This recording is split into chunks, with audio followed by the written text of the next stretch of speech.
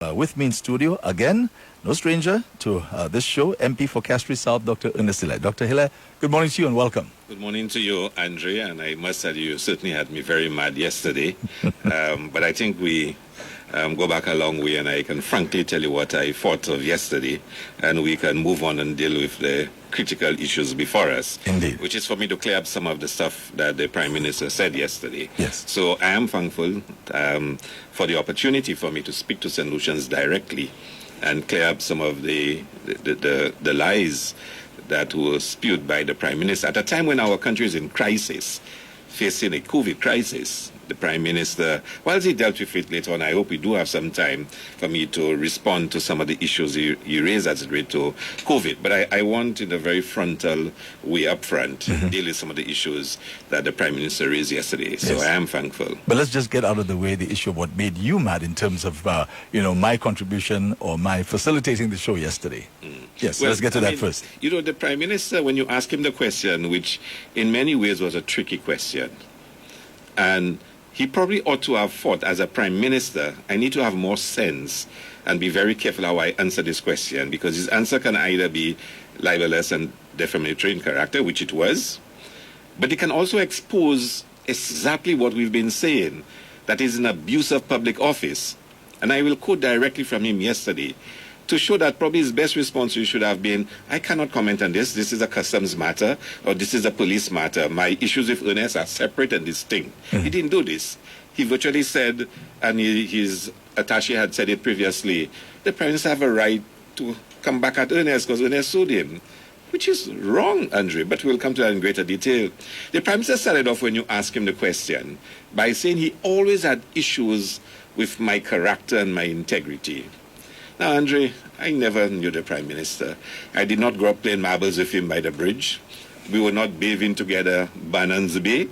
I went to K-Ville, Cambridge, London School of Economics. I never met him on the school benches. So I don't know what it is that he's talking about, my character and my integrity. The first time any solution can tell you there were issues raised about my character, my integrity, was by the same Prime Minister for election purposes.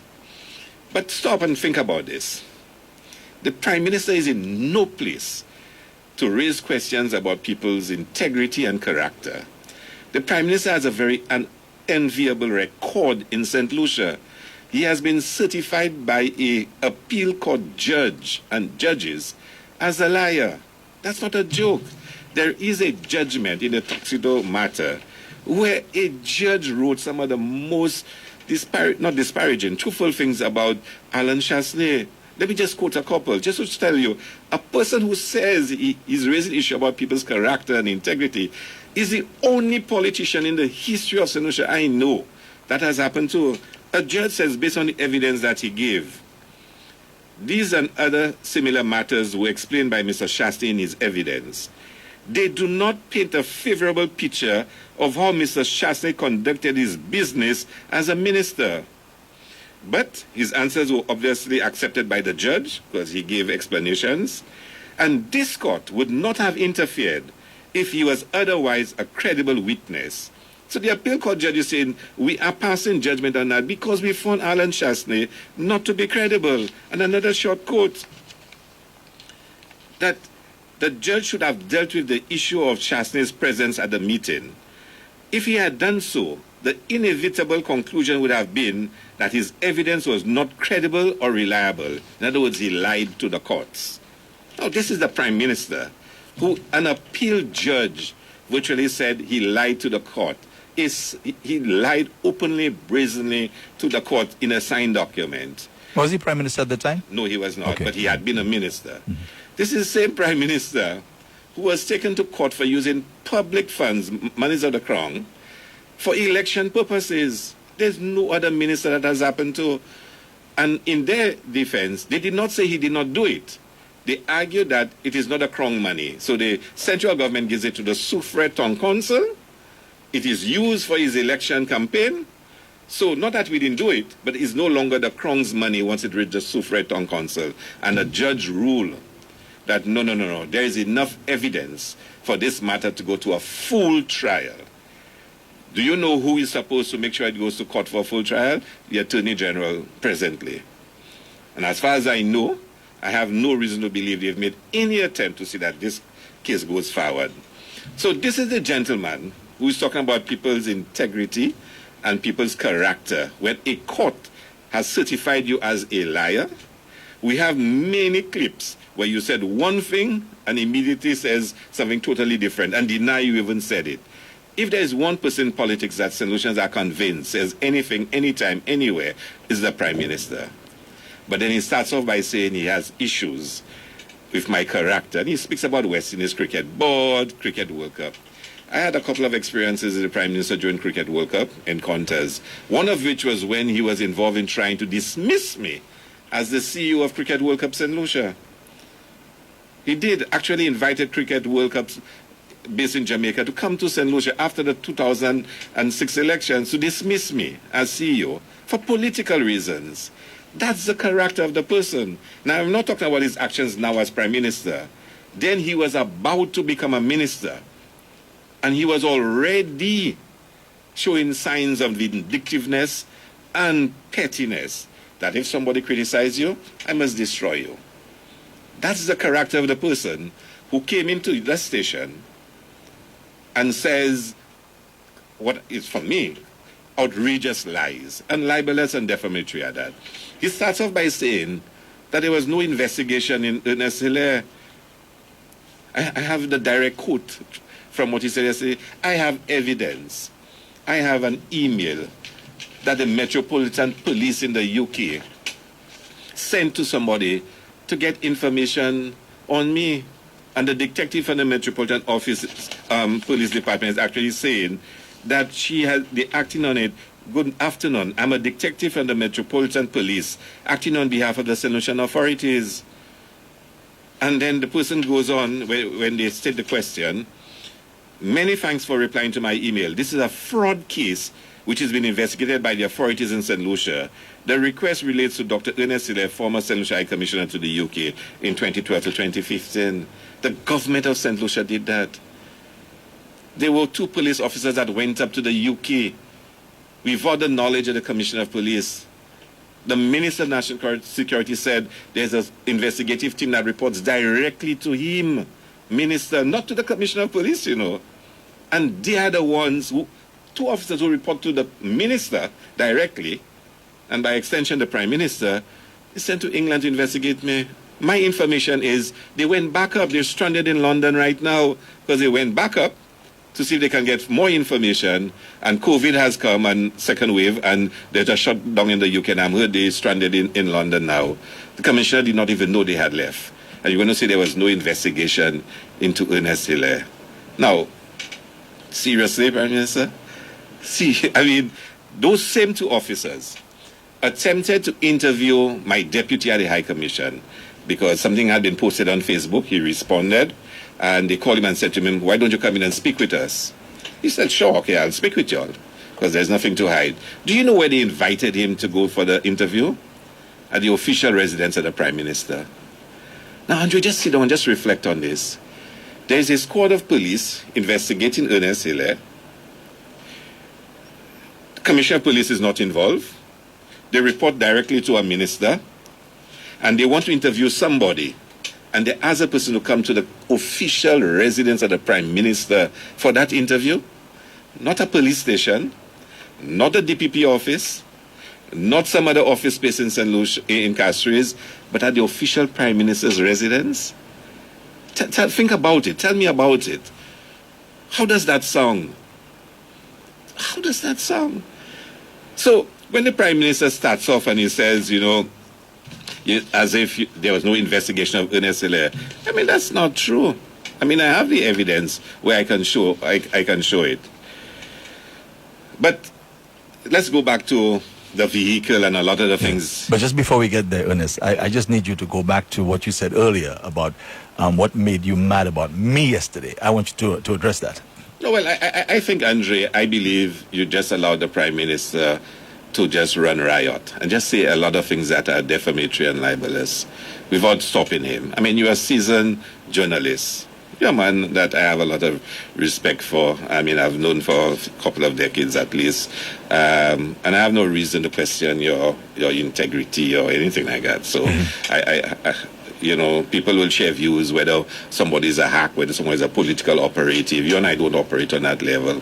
But I believe if the Prime Minister just walked in there and he started to say things that which are before the courts, you cannot tell me, Andre, that you're not aware that there is a matter between me and the Control of Customs relating to the vehicle. And if the Prime Minister starts to say things, it's just to say, wait, Prime Minister, stop. Don't go down that road. This is a matter before the court, blah, blah, blah. No. Well, I'm not going to expose my station to a lawsuit. Yeah, but Ernest, sorry, you mind if I call you Ernest? Sure. Because you know we're friends. When the Prime Minister went down that road, I was very careful. I said to him, would you like to comment on Dr. Ernest Hilaire's situation? Would you like to comment? I left that up to him. I mean, he's a very intelligent man. Really, Andre? Well, I mean, as far as I know, he's an intelligent man. Why do you know that he's an intelligent man? He knows that, this matter is before the courts, right? He knows if he says something defamatory that he may be in problems. Okay, so I allowed him to have his say. Just like today, you're here today, Ernest. Okay. I will allow you to have your say. But this is a man that the court has certified to be a liar. And I just quoted from the case for you. Well, that may be so, Ernest, but that was back then. We're dealing with him right now. He's the Prime Minister. You have any reason to believe his behavior has changed or worsened? No, I don't know. I'm just saying to you. You don't know? No, I'm just saying to you. You cannot surmise based on evidence of the last 4.5 years? No, I'm just saying to you, based on him being the Prime Minister, as I know right now, I have no reason to feel and that he is telling lies or whatever. If that's what he's doing, that is up to him. But I'm saying to you, a few things there. Number one, I was not even aware that the Prime Minister was going to be here. It was a surprise. Okay, let's forget that part. Nobody's important because you knew that he was asking the questions. He was answering the question, and surely you, as a seasoned journalist, Andre, could have said, but this is defamatory if what you said is not true. I don't know that. I'm not an expert when it comes to those matters. So therefore you want a lawsuit against the station? Hold on. No. You want a lawsuit against the station to show whether it was or not? It's not a question of a lawsuit. Because, I mean, there have been many lawsuits against our station, as a matter of fact. Not just involving me and the Prime Minister speaking. This has been happening for eons. I'm just saying to you that what the Prime Minister was saying, I don't know if what he's saying is defamatory or if he's telling a lie. I don't know. He's giving you don't think, as a responsible journalist, you should say, wait, Prime Minister, you may be causing problems that you're saying things. That's not my place. Really? Ernest. That's not my place. I gave him the opportunity. Let's move on. Yeah, I gave him the opportunity to speak. No, listen. Andre. I gave him the opportunity to speak, and he spoke. Okay, just like I'm giving you the opportunity to speak also today. And in I speaking, I'm going to be very careful not to say things that are untrue, because I know the consequence of doing so. I know the consequence on the station by doing so. And you have a responsibility. I don't need to tell you your job, Andre. You have a responsibility as an employee of the station. If somebody is saying something, if somebody come and sit here and start claiming a certain person is a rapist, a thief, I'm sure I've heard you caution callers and people before, Andre. Now that is a different thing, Ernest. Ernest, no. Why is it different? Yeah, because now you're talking about naming people rapists and so on. He was clear. He said from the very beginning, when he met you or saw you, he had issues. In terms of your integrity. That's what he said. Okay? Now, who am I to question him referring to your integrity? He said other things too. Yes, so what other things, for example? Andre, so you're saying you thought you were right. No, but tell us what other thing. Hold on. Can I deal with it? Tell us what other things you felt that he said I should have stopped him. I'm saying to you, Andre, and we'll go for it. We'll go for it. I'm saying to you, as a seasoned journalist. Don't say that, I'm Ernest, because I'm saying to you, I'm not the only one. There have been tons of journalists all through the years, whether newspaper, print, radio, TV, right, who have had issues and people sue stations. Nothing new. I'm just saying to you, don't single me out as though. No, the point I'm making to you is that this is nothing new. These things happen from time to time. It is nothing new that as a journalist you allow people to say that. No, that's not what I'm saying. That's what I'm saying. I'm saying to you, things do happen. You think that you're doing the right thing, and later you're finding out you're doing something wrong. A lot of people say things about Rick Wayne. Both sides have views on him. But there's one thing I always admire him for.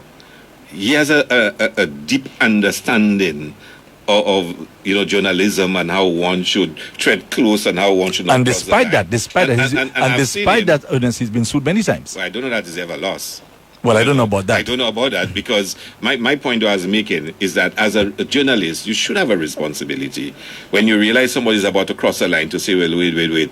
You know, you better... Well, I want you to tell me now, what are those areas that he crossed the line? All right, I just give you one. So we spoke about integrity. I just give you one. He questioned your integrity, right? I just give you one about the investigations. That he is claiming that there was no investigation into Ernest Hilaire. When he has said in the House, he has said in the news... Ernest, hold on. Do you expect me to know that the Prime Minister, whoever was investigating you, I knew nothing about that? Andre, I was charged by customs. No, I'm saying... Andre, no, you spoke... No, hold on. You spoke about an investigation. Andre, I'm not... Hold on, Ernest. Serious? When you spoke about this investigation, I'm still lost as to what you're talking about, you know. I didn't realize you were talking about the actual investigation concerning the vehicle. So now you're saying so. So that flew over your head. No, I'm saying to you, you brought up the issue. Hold on, Ernest. You brought up the issue about an investigation, and I'm saying to you, I wasn't aware that you were being investigated for anything except what's going on there with the customs situation. Okay, so let's move on. Andre, listen to this. And again, you're saying as a journalist, you didn't appreciate the nuances of what was going on. So I didn't say that. You didn't say that. No, you saying that. I didn't say that. So when the Prime Minister said to you that Ernest made certain allegations in his case against me, and I have every right as a private citizen to defend myself. You remember he said so? Yes. He goes on to say to you, so how did I get involved in this vehicle matter? By showing that I can defend my statement that maybe when I question his integrity, I had all the rights to be able to say that I should question his ability. There it is, a Prime Minister is saying to you that somebody has sued me and I have a right to defend myself. And therefore, I have to get involved in this vehicle matter so I can prove that when I said and questioned his integrity, I had a right to do so. Doesn't that sound very wrong to you, Andre? As a seasoned, experienced journalist, somebody who is aware of right and wrong and how things are done, somebody, a Prime Minister, is saying to you, a man has sued me and I have every right to defend myself. That's fine. You should defend yourself. And I'll come back to that later on. And he says, how did I get involved in this? Because by showing that I can defend myself when I question his integrity, I had to make sure. So he's saying he got involved in all this vehicle matter to be able to prove when I question his integrity, I had the right to do so. And doesn't it dawn on you to say, Prime Minister, that's not how it is done. When you question somebody's integrity, when I say Andre is dishonest or disingenuous, or he's, well, it wasn't that for you to be libelous and defamatory, I had a basis for saying it. That's how it's done. If somebody claims you're a thief, at the time they call you a thief, they have to have evidence that you stole. You cannot say, a man called me a thief. I will now go and investigate his past lives or jobs or whatever, so I can prove that when I call him a thief, that he was a thief for true. Not that I have evidence he stole, but I'm only going to find the evidence 4 years later to prove I had a basis for saying it 4 years ago. But worse, I am using state office to do it. And you tell me you see nothing wrong with that? You could not have said, wait, Prime Minister, this doesn't sound right, you know. Doesn't sound right. But we all are aware that there was a report that was leaked and public documents all over the place by the present Controller of Customs, Chico. They've changed 2 controllers of customs, 2 controllers of customs. And in that report, Chico says a meeting was called by the Prime Minister to find out why they've not acted quicker on the vehicle to go and take my vehicle. Andre, any seasoned journalist will tell you, that doesn't sound right. Prime Ministers do not call meetings of customs to direct which citizen to go and move against. If you're an experienced journalist, if you reflect on what's been said, you will say, but wait, Prime Minister, does that sound right? Is that something you should be doing? That's what you ask. Okay, so let me ask you a question now. Is this something for you to be doing when you come and you call the Prime Minister a liar? The judge did, Andre. No, what I'm saying to you, you're repeating what he said, No, and I didn't stop you. Andre, No. Maybe you're missing it. No, Andre, I'm not missing anything. A judge said in a judgment. Yeah, but before the judge said that, you also said about lies. That's before you quoted the judge. But I'm saying it on the basis of what the judge said. So I'm saying, no. That's you quoted the judge after. I didn't stop you. Andre, the Tuxedo Villas case is folklore in St. Lucia. Yeah, that's the judge. I'm saying before that, you said, you referred to lies that he said. I can say he is a liar because a judge has said he's a liar. And I'm saying to you, no. And you said that before you quoted the judge. I'm saying to you, when right, that's the point, Andre. When you said that, and this is not the only place you said that already. Andre, that's the point. In terms of him being a liar. I'm saying to you, when you said it, I didn't stop you. Andre, that's the point. I can say it because I know there's evidence and there is justification for saying it. So what you could say to me, Ernest, you're saying he's a liar. Can you prove he's a liar? No, the point is that I didn't stop you. That's the point I'm making. Well, it just means, Andre. Yeah. You want me to summarize what all of that means? Well, go ahead, no problem. You really want me to, Andre? Of course, no problem. Andre, that's why we're here. If you're saying to me that somebody can come into the station and say things which are defamatory, and you will not stop them, you will just allow them. The point I'm making to you, Ernest, is that the same allegations or the same accusations you're making against him, you're doing the same thing. Andre, and I will repeat to you, and maybe you're just not getting it, Andre. If a man calls somebody a thief, he must have evidence or a reason for calling him a thief. If he comes to your radio station, your program, and he says that Andre is a thief, Andre has a responsibility to say to that person, before you say those things, do you have evidence? I cannot allow you to come on my program and defame somebody unless you have evidence. That's all I'm saying to you. Hold on. Like a record that's stuck here. We're saying the same things over and over again. Because, so let's Andre, move on. You seem to be in the belief that it is okay, because you're allowing me to respond to the Prime Minister, because the Prime Minister was saying what he was saying, it is okay. And as a responsible journalist, you have... I am not saying it's okay. You said I didn't... So once you agree said, it's not okay. No, you so said... Can we move on? Hold on. You said I didn't stop him. I'm saying I didn't stop you either. Yeah. So let's go on. Let's continue now. Okay. So let's take this customs and the vehicle. And I've said to you that they've actually changed 2 controllers of customs. In 2018, I had heard the rumors that the government wanted to come and take the vehicle, whatever else.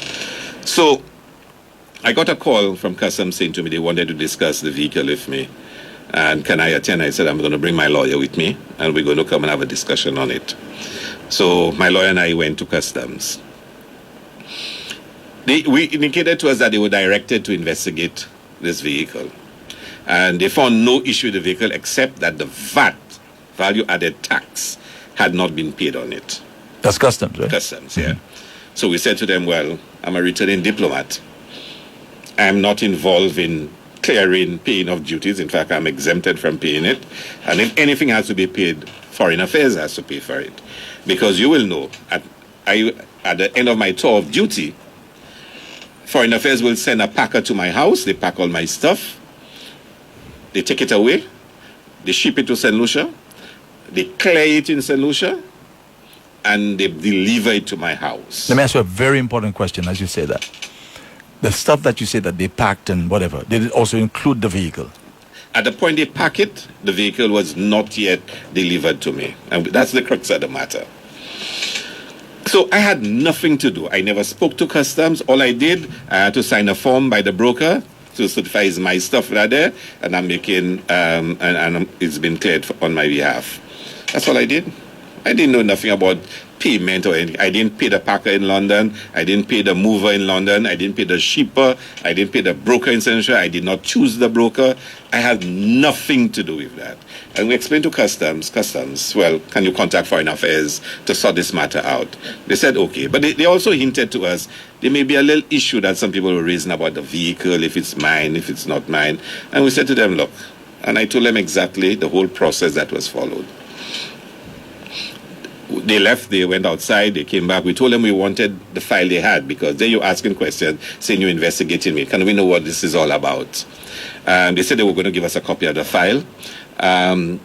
They left the room, and we actually took photos of all the documents in the file. Well, some of the documents in the file. They came back and said they couldn't give us the file anymore. So we said, well, okay, fine. If you have any issues, they asked us for certain documents, but then we saw they had the documents already. But remember, customs is about revenue collection. Huh? Revenue collection. That's what customs is primarily about. They have other agencies that deal with other issues. So they wrote us a letter saying they want suppliers' quote, they want proof of ownership, they want this, they want that, whatnot. My lawyer wrote back a very detailed letter to them, indicating to them, what is this about? All the documents you're asking us for, we just saw it in a file in your office. So what's really going on? Tell us what's going on. There's an investigation? What's the investigation about? Is it about ownership? Is it about duties? What is going on? And they said, look, I have a right not to incriminate myself. If you're investigating me, I saw in a file you have all those documents, and you're writing me to ask me to give you the same documents. What really is going on? And you're saying those documents also included the proof of ownership? That was actually included there? Well, they don't have proof of ownership as a document. You buy a vehicle, you show that you pay for it. You have a bill of lading, which is shipped to you. Your bill of lading is your document of ownership, plain and simple. So what's this all about? They've never answered. Never, ever answered. Of course, we saw all the documents, and we're now able to trace where they started. I'm not going into too much details on it. One document I can refer to is one from the Director of Finance, where she said she's been instructed to investigate this vehicle, and she's writing to Customs. And she says in her memo, and the Prime Minister said it to you yesterday, there is no record that the state has ever purchased this vehicle. And of course, consequently, no record that they dispose of it. You can't dispose of something you never own and purchase in the first place. So she asked them to try and sort this out. The first controller you know what we did then? We said, well, if there's an issue about who really owns the vehicle, whatnot, the officer in the High Commission that handle all the transactions, can you send a letter to the controller explaining what happened? He pens a letter, which he signs. So say that, look, I acted on behalf of Ernest Hilaire. I made all the arrangements for him. I always knew it was his vehicle. He paid for it. All a letter. The first controller of Customs finishes with this. He's replaced. A second controller is brought in. She too receives instructions to go and take the vehicle. She doesn't do it. You know what she does? She says the only outstanding issue with this, because it was on pre-delivery for true, but it was pre-delivery because the VAT had not been paid then. But it's an inter-department transfer. So you could let the vehicle go. You know departments will reconcile with each other.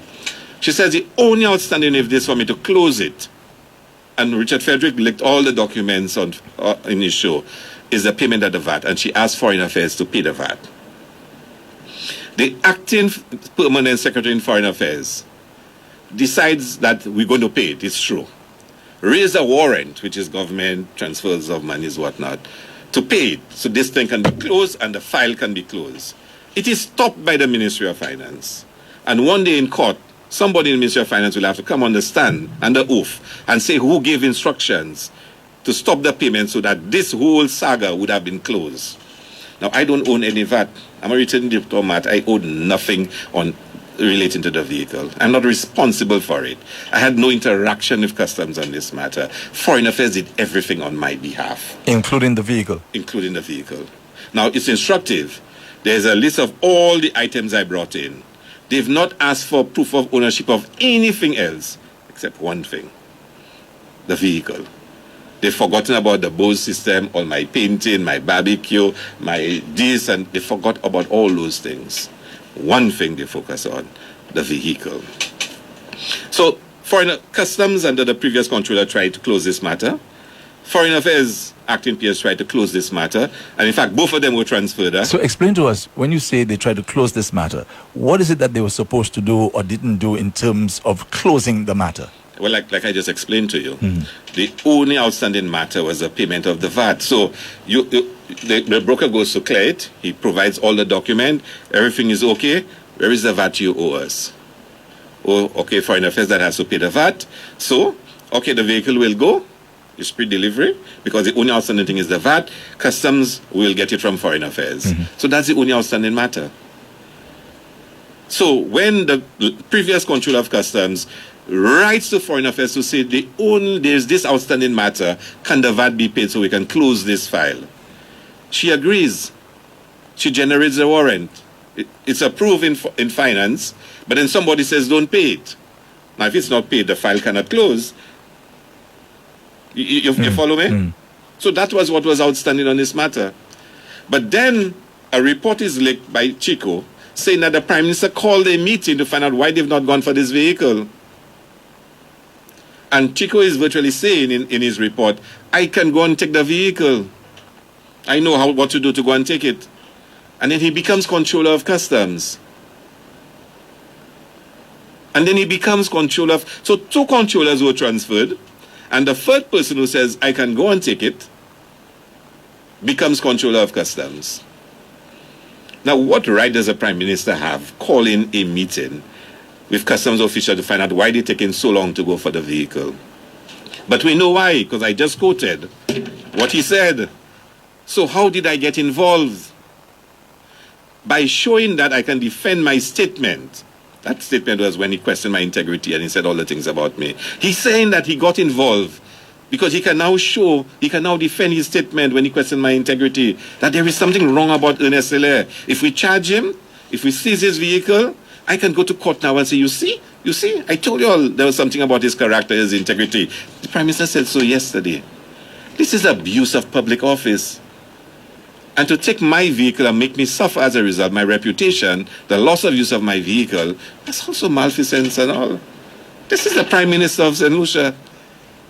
Openly saying on your station, you know, in a way, I'm glad you did the interview. I mean, I'm chastising you for allowing him to just go on and on. And yes, people will hear, they don't know me, they don't know the details, they might believe there's some truth in it. But he's just done a wonderful job in exposing how petty he is, how he involves in victimization for political purposes, and he uses state offices to do so. He's just proven it. But that's for the lawyers to deal with. I'm going to deal with the political aspect of it. So if I follow you correctly, Ernest, you're saying all that was left to close this issue was the payment of the VAT, which is the responsibility of the Ministry of Finance, correct?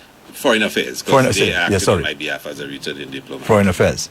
So, so what is it now that the customs is asking you so that they can close this matter? Well, I received from this controller, because remember, the only encounter I had with customs was when I did the interview in February 2018, and they said they had no issue. The only issue was the payment of the VAT. They wrote to us and they asked for a number of documents: supplier's quote, proof of ownership or transfer of ownership, and some other document. We wrote back to them and said to them, but you have all the documents you're asking for. But we also said, if the issue was ownership, somebody was questioned, and my lawyer specifically asked them, is there an issue with ownership? Did somebody report it is their vehicle? Is there questions about who owns it? My lawyer asked them all those questions. And there's a very basic principle. He who alleges must prove. If I say Andre's car is not his, is mine, I must prove it's mine. It's not for Andre to prove it's his car. If I say Andre's car is not his and it's mine, I have to prove that. Simple. And we said, just to avoid this thing going further, my lawyer said, look. If there's any doubt as to whose vehicle it is, the person in the High Commission that handle all the transactions for you, let him write and say he did it on your behalf. And he did that. And that is what guided the first 2 controllers. Although that's not their business per se. If somebody's saying something is stolen, they don't go to customs, they go to the police. Isn't that how it works? If somebody says you stole something from them, you don't go to customs, you go to the police and the police investigates it. The police can go to customs and get all the information. So, but in the documents in the file is where the story really lies. That's where it really lies, because somebody... So, sorry, Ernest. So you're saying that you are under no really legal obligation to provide any evidence or proof that the vehicle belongs to you? That's up to the state to do that. Is that what you're saying? No, what I am saying is if the state is saying it's not my vehicle, it's theirs, they have to show it's theirs. You can't just look at somebody and say what you have is not yours, it's mine, and take it. You have to show it's yours. I know I can prove it's mine. The bill of lading is the document of ownership, huh? The bill of lading is the document of ownership. And it's in Ernest Hilaire's name. But we'll come to a little more details in a while. Because this thing, I'll tell you, the more you hate is the more you realize how it had been. It's just political mischief and harassment and victimization. You wanted to ask a question? No, go ahead. Yeah. So the documents in there shows how this thing all started. I sued the Prime Minister, and he asked them to investigate me, find out what they can come up with, because he said he wants to be able to defend his statement that he made. And someone should have told him that's not how it operates, Prime Minister. When you say something about somebody, you must have evidence. You must have evidence. And you don't go and find evidence after. And when you can't find it, to construct evidence. This is going to be a bestseller novel. To go and construct evidence to try and show I was right in what I said, which is what he said to you yesterday. He got involved because he wanted to be able to prove his statement when he made it about me, about when he questioned my integrity. But also tell him he didn't just question my integrity. He said I did specific things, which he must prove. But we'll come to that. That's the legal side. The lawyers will deliver that. I'm not going into those things. So decided to search every file in London. They got somebody a forensic computer expert, to download every email I ever sent when I was at the High Commission to find out what Ernest Hilaire was up to. And obviously they saw a document which said that the High Commission received the rover, the Land Rover, and it was registered and then shipped to me. And somebody must tell them, that's it. This is our vehicle, and he has stolen it. Let's use that against him. And then Guy Mayers is the one, that's where it starts, wrote to the CAPSEC to say he have on record a document saying that the High Commission received this vehicle and it's not there anymore. And he heard Ernest have it in St. Lucia, so investigate theft of state assets. Now, he's in an office. He doesn't call the person who signed the document, who is 2 doors from him, and say, accountant, come here. You received this vehicle on behalf of the High Commission, which is his role as the accountant. Did we buy this? He doesn't do that. He saw the first invoice in the name of Tafawa Williams. He doesn't call Tafawa and say, Tafawa, why was it in your name? Why is it the second, they claim the request for duty-free, whatnot, is it in the High Commission name? What's this about? And they would explain to him what happened and how it happened. He doesn't do that. But he claims that I have stolen a state asset. Now, because they want to find something, like the Prime Minister said, I want to be able to defend what I said. So you'll need to find something about this man. Find something, create something. That's basically the thinking that's driving what he's doing. Now, Andre, tomorrow is Black Friday in the US. If you want a new television from Brunsmart or Best Buy, and you call a pan in Miami, and you say, look, I send in 500 US for you, buy a TV and send it down for me. He goes to Brunsmart, Best Buy, he buys a LG 65-inch for you. And the receipt is on his name, and he goes to the shipper, and he say, look, ship that to Andre Paul for me, blah, blah, blah, blah. And it comes to St. Lucia. That's not your TV? Mm-hmm. That's not your TV? When people send barrels from New York and Miami to the St. Lucian family, and the barrel is on the name of the local, and they receive it, that's not theirs because somebody bought it over there with them, for them? Is that how it works? Ask St. Lucians all over how many times they send monies overseas for people to buy stuff for them and send it down for them. Ask the question. Ask Tafawa. Ask Vern. What happened? Ask Mr. Fridges, who was acting in charge and my deputy, what happened with the vehicle? And they would give him a very simple explanation. And I can say to you, Andre, the Prime Minister has been so disingenuous. He's a liar for true, Andre. The court said it. He's a certified liar. That when the Prime Minister made his allegations, and let me explain to you how it happens in the court. I'm not a lawyer, but I've gone through the experience. We file a claim saying the Prime Minister has said A, B, C, D, these things are untrue, and we claim in damages and whatnot for defamation. He has to respond now and say why he said those things. And his lawyers responded, and they sent in a bundle of documents that they got from the High Commission, because they did their search, like I told you. As his response, what do I do now? I have to go through his response and respond to everything he says. So I have submitted to the courts my bank statements that show I paid for the vehicle. And the good thing about some of the banks in England, when you transfer in money, you must state the purposes of transfer. So on my bank statements, you will see £5,000 transferred, deposit on purchase of Jeep. When I pay the final amount, it will show final payment on purchase of Jeep. That's documented. That's submitted to the courts. The Prime Minister can never say that he is the defendant and those documents, he's not aware of them. So Customs has those documents in their possession? Well, I don't know. I mean, if they're investigating, I told them it's available. It's been submitted to the courts. Go to the courts and find it. They can't go to the courts and find it. So is this the document that they're still asking you for? No. The document they've been asking for, they say, is a supplier's invoice. Now, when I first went to Customs, they asked for a supplier's quote. And I told them I had it because I had to pay the deposit of the £5,000. So I got a quote, from, like, for example, if you tell somebody, I need you to make a banner for me, send me a quotation. They send you a quotation and you pay it. And then you get your receipt at the end of the day. So I had that, and I told them I had it. But I also saw in their file, they had it. Because we took pictures of all the documents they have, so we know what they have. So we've said to them, I said to them, but what? Then they said, then somebody said, it's a supplier invoice, a commercial invoice they want. I didn't have a commercial invoice, but the High Commission had it. It came when I think the vehicle was delivered. But they had it in the file as well when they first interviewed me.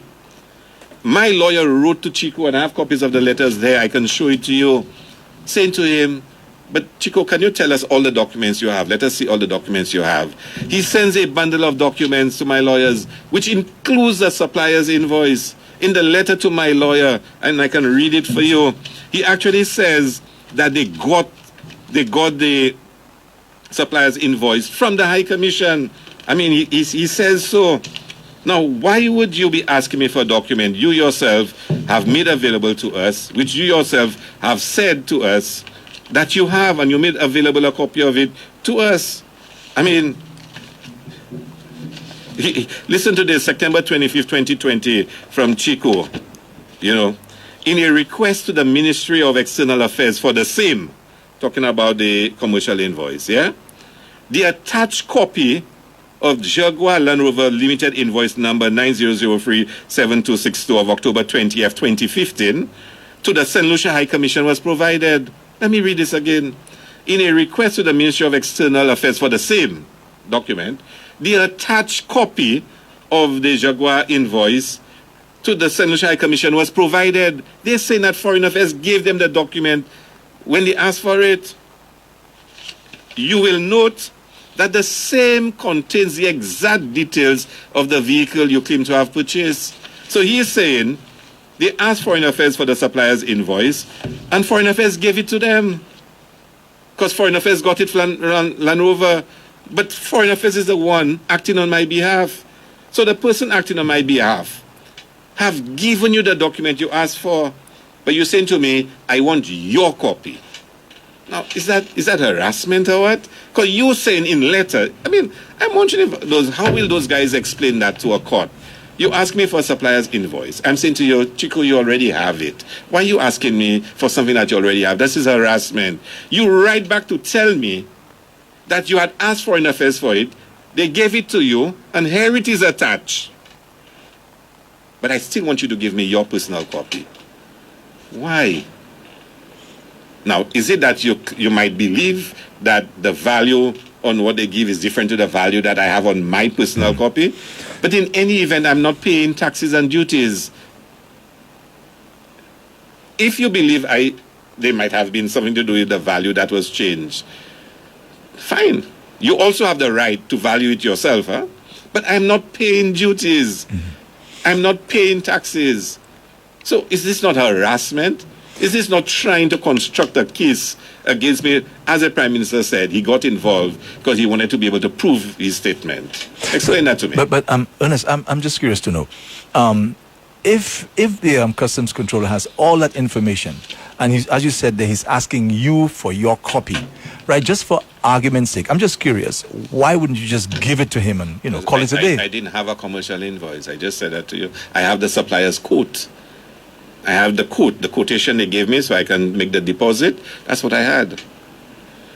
But the High Commission had a commercial invoice because they received it with the vehicle, Right. which they gave them. Because I saw it in the package of documents they had. So despite all of that, right, you're saying that the customs control is still coming after you. So, I mean, even the Prime Minister said yesterday, this is a gentleman with over 20-something years of experience in customs. Why? Good question. I mean, why? Two things. The Prime Minister says why. He got involved because by showing that I can defend my statement, that's why he got involved. So if there's a case against Ernest Hilaire, I can defend my statement. That is an issue of his integrity. The Prime Minister said to you loud and clear. I have it in bold and italics. And then the controller now. Two controllers didn't do it. Both were removed from the post. And he writes in a report that he can get the job done. And then he becomes the controller of customs, acting controller, to get the job done. So why wouldn't an experienced man like Mr. Chico say to the Prime Minister, Mr. Prime Minister, we can't do that because we have all the information that we need already? Why would he continue going after something that he knows wouldn't get very far? Well, he'll answer that in the court of law. Because two controllers did not do it. They said they can't do it. They can't do it. But that's not all, you know, Andre. This thing gets even more interesting. Do you know there was an attempt by the Transport Division, by the minister, and I'm mentioning his name, but I told you not to say things and whatnot, so let me tread carefully now. There was an attempt to deregister my vehicle. So it could not be on the road. There was, and it is all over. And you actually, and by the way, the CSA wrote a letter to Public Service, I think it was, talking about the transfer of two controllers over this matter. And there was an acting chief transport officer that was removed from a position. But let's leave that for a later day. So it's not just customs. Police try to get police. They try to get transport division, customs, to show that Ernest Hilaire has done something wrong and charge him. So I can defend my statement that there is something about his integrity. And what is your idea, or how do you interpret something wrong? What is that? What is it that you believe that that they think that you did that's wrong? Well, like I said, he's saying, and I heard him yesterday again, Andre, that I did not pay for the vehicle, that I stole the vehicle. But where did I steal the vehicle? I mean, if I didn't pay for a vehicle, because he's saying from his comments yesterday, but he's clearly saying that I stole the vehicle, that the vehicle is a High Commission vehicle, basically, and that I have it in my possession. So how did Ernest get to have the vehicle? The only way you can get something in your possession which is not yours is because you stole it. Unless somebody gave it to you as a gift or as a donation. But in his comments yesterday, he suggested that I have something that does not belong to me. But he can't prove that the High Commission bought it. He can't prove that the government essentially bought it. The Director of Finance has said there's no record that they ever bought such a vehicle. They never interviewed the accountant at the High Commission to find out from him, did we pay for that vehicle? They never interviewed Tafawa to find out from him, how did this, what was the process? What did you all do? Because remember, I had left, I returned to Central in September. The vehicle came in December because it was factory delayed. But how do you, so you're asking me, why did Chico do that? Andre, every day along the streets of Cassius, people stop me and ask me, is something wrong with this gentleman? Why would he do what he did? Now, I know why the Prime Minister is doing what he did. The Prime Minister wants to get at Ernest Hilaire, and he made comments and he was sued. And they think I was rude and out of place to sue him. And he said clearly, he has to defend himself, and he's using state offices, abuse of public office, to get at me for suing him, for saying things about me which were not true. And then he says to you yesterday, the action by my lawyers and myself is pathetic. So I don't have a right to defend myself. The same man who started off by saying he has a right as a private citizen to defend himself. He said it, you know. And he so believes in the right to defend himself, he's using state resources, his office as Prime Minister, to try and defend himself, although he's wrong. But then I should not defend myself. My lawyers should not defend me, because it's pathetic when we do that. What kind of mind operates that way, Andre? That you believe a man sue you because you said certain things about him. He sues you. You believe I must be able to defend what I said up against me. I investigated him. I must find something about him. If he threw coffee at the table, I need to find it, because I have to prove that this man has done wrong. So when I go to court, I can say I question his integrity and I had a right to do it. But he's forgetting though, when you said it, you had to have the evidence. You can't go and look for the evidence on the person. In any case, you don't get evidence, you're constructing a scenario. So if I get him charged, if I get his vehicle seized, if I tell all St. Lucians that there's something wrong about this gentleman, then people will believe it. And I can say to the court, you see what I told you? You see what I told you? Now, come on, Andre. That's why he's doing it. And elections is coming. And of course, Ernest Hilaire is in the house saying a lot of things. You know, people probably listening to him. If we desecrate him, if we, destroy his reputation, people probably wouldn't listen to him anymore. So let me go after him. And I want my favorite lady minister, I'm not saying it in any bad way. I'm talking about in terms of, the support given to him, to win the seat, because she almost won it the last time. So let me go at him and let me attack him and let me attack him. And if I can get him charged. Do you know, about 3-4 years ago, they were saying there will be a by-election in Castro South because I'll be arrested and I'll be charged and there'll be a by-election. And the constituency group has been told, Ernest Hilaire is not contesting the next elections. They've said so because in their mind, and let me tell you, they have to be mad. It really frightens me that these are the kind of thinking that governs our country. That we can get somebody charged and destroy their reputation, and that they will have to pull out of the race and you will win the seat by default. Kutia. If I cannot run this seat, the Labour Party will have a candidate that replaces me that is probably even better than me. So I have no doubts about that. Unless I'm watching the clock there, we have about 5 minutes left. I need to ask already you... 1 hour? Yes. Yeah. I need to ask you 1 or 2 more questions. What started this feud? Do you have an idea between you and the Prime Minister? Andre, that's a good question. And I've tried to ask myself that. And I meet people on the street and they come up with all kinds of theories as to why this is so. And I'll tell you what I think it is, Andre. The first encounter I recall I ever had with the Prime Minister, first, I was CEO of Cricket World Cup St. Lucia. I had to do a briefing to, I think it was the LSHTA, hoteliers, whatnot, about the state of preparations for Cricket World Cup. And at that meeting, we were brutalized as St. Lucians. We can get nothing right. We will never be ready. That time, Wasco was talking about running a 6-inch pipe, I think from Castries all the way up to Grosile. We were talking about fiber optic lines being laid. The whole preparation has to take place. And we were, criticized. We'll never get it right. Nothing right happens in St. Lucia. Now, Andre, you see me? I'm a proud St. Lucian. I'm Labour Party, but I'm a St. Lucian. Anywhere I go, I represent my people. Anywhere. People will tell you that.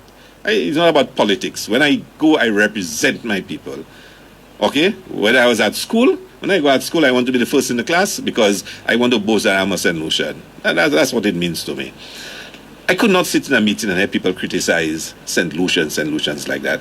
I stood up and I said what I had to say about my people and my belief in our capacity. And I promised them St. Lucia should be the best organized and the best prepared venue for Cricket World Cup. It's an achievement that has helped me in life because I end up getting to be ICC World T20 Tournament Director because of my successes in St. Lucia. I end up being CEO of West Indies Cricket Board because of the success. And I thank all the St. Lucians and the professionals that worked with me for us to have achieved what we achieved. I don't know, some people didn't like it, but I will stand up and represent, just like I represent my constituency in Parliament. I'm not hesitating to do so.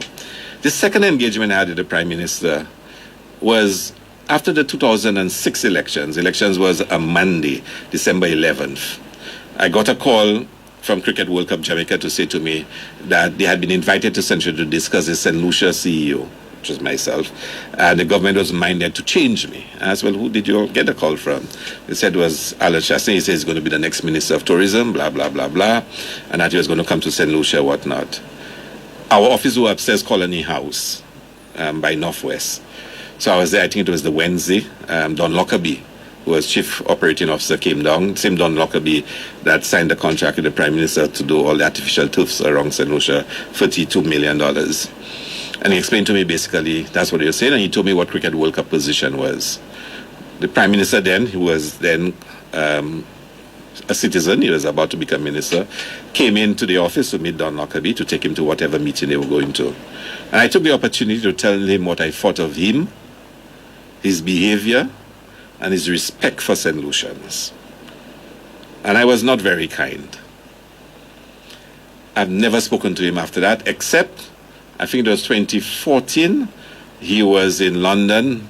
There was some real estate agency that the family have some association with, and they had a cocktail. I was invited as High Commissioner, and there was a conversation. He chastised me for Kenny not having instituted a citizenship by investment program. Again, I told him what I thought of the idea and where I think we should go with it.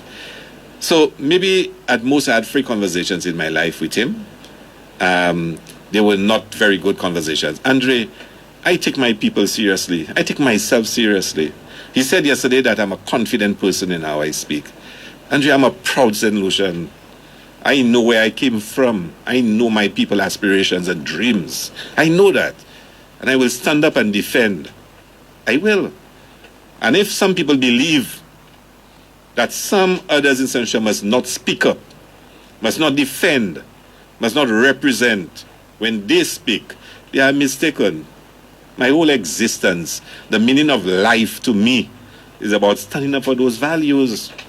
So that's why when we say things about putting people first, it's not just a declaration. It's a reflection of what we think of our people in St. Lucia. And I'm driven by this. Maybe I've been ideological all my life. But those things mean something. It doesn't mean we will not make mistakes, you know. It doesn't mean we will not falter. But when I represent to the best of my ability. And I will stand up anytime and fight the cause I believe in.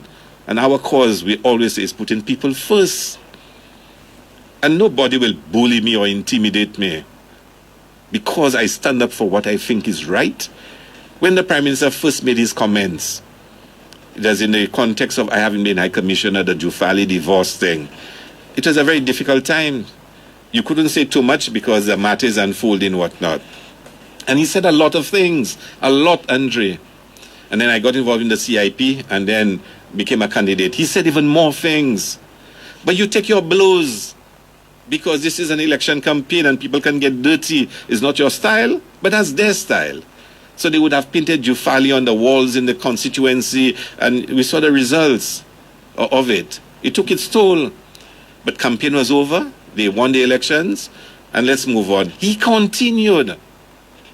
I sat to my lawyers and I said after a while, this must stop. This is not just a campaign strategy to try and win a seat. This is a personal, directed attack on me. Now, you said recently about, pressing the restart button and so on.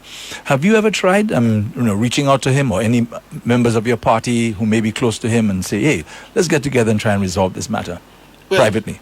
I mean, there's a legal matter. It's up to the lawyers to speak and to settle and decide how best to move forward. No, I'm talking about the relationship between you and the Prime Minister. Well, I have a civil relationship. One thing about me, Andre, let me tell you something. I don't hold grudges and I'm not revengeful, whatnot. Through all of this, let me tell you something. I don't lose sleep over this. I lose sleep over the fact that I have a long list of people in Castrisov that are asking me to help them out in these difficult times and I cannot do it. I don't lose sleep over this. I know Ernest Hilaire. I know where I have been. I know what I have achieved, and nobody will define me in a different reality. I don't really have an issue with the Prime Minister per se as the Prime Minister of St. Lucia. If you have to sit across the table and work in the interest of St. Lucia, I will do it. But I will stand for what I believe in. And I'm not shy to stand and represent.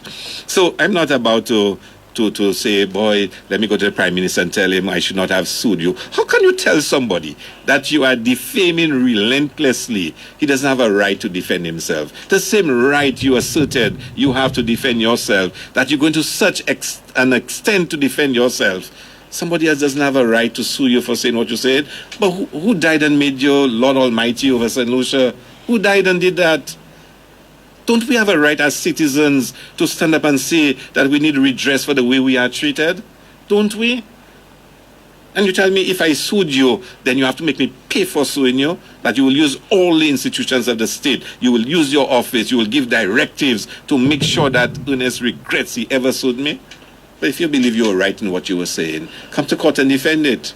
If you believe it was not really exactly, call my lawyer or tell your lawyer, call my lawyer and say, guys, so let us sort this out. Let's move on. Andre, I will never be bullied to the point where I cannot stand in the House and represent the people of Castries South and by extension, the people of St. Lucia. Period. Okay, we'll have to wrap it up here. Dr. Hilaire, my special guest today, MP for Castries South, Dr. Ernest Hilaire.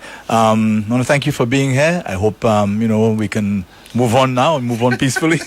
Because we are all St. Lucians at the end of the day. Yes. Okay, so thank you very much, Dr. Hilaire. And until next time we meet. Okay, thanks a lot, Andre, and thanks to your listeners for listening. Yes, and I hope I cleared up viewers. all the lies and misinformation I was given yesterday. Thank you very much. Okay, folks, this has been What Makes Me Mad for today. Thanks for listening and thanks for viewing. To stick to the antiquated status quo is no longer an option. So keep improving. We have, with the convenience we provide through our ATM and online services, the lives we change